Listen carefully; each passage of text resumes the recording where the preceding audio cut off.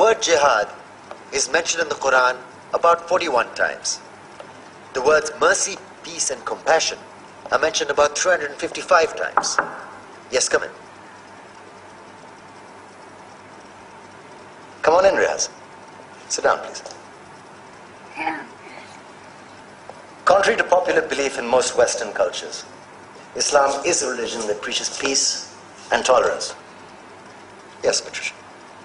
If Islam truly is a religion that preaches peace, then how come the world's most troubled spots, the West Bank, Afghanistan, Pakistan, Iraq, they're all plagued with Islamic terrorism? Well, that depends on your definition of terrorism. Some might argue that the U.S. invasions of countries like Iraq and Afghanistan are also acts of terrorism. No, those were acts of war to get rid of despotic regimes. Or a means of getting at a country's oil.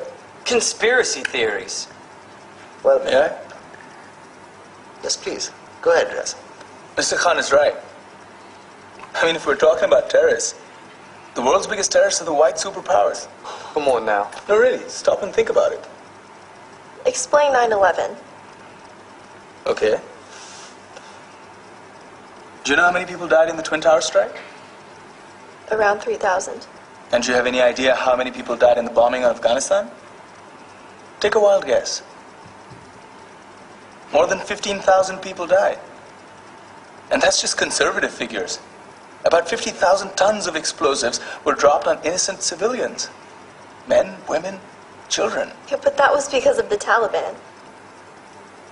Now that you brought it up, did you know that the Taliban was a creation of the CIA to fight the Russians? Whatever. They were still harboring terrorists.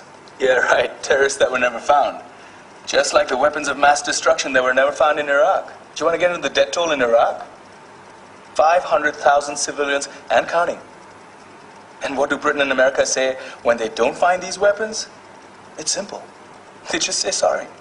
And still refuse to relinquish control of these countries. What are you trying to say? What I'm trying to say is that just because you're American, wear a fancy suit, and call yourself the president, doesn't make you any less of a terrorist.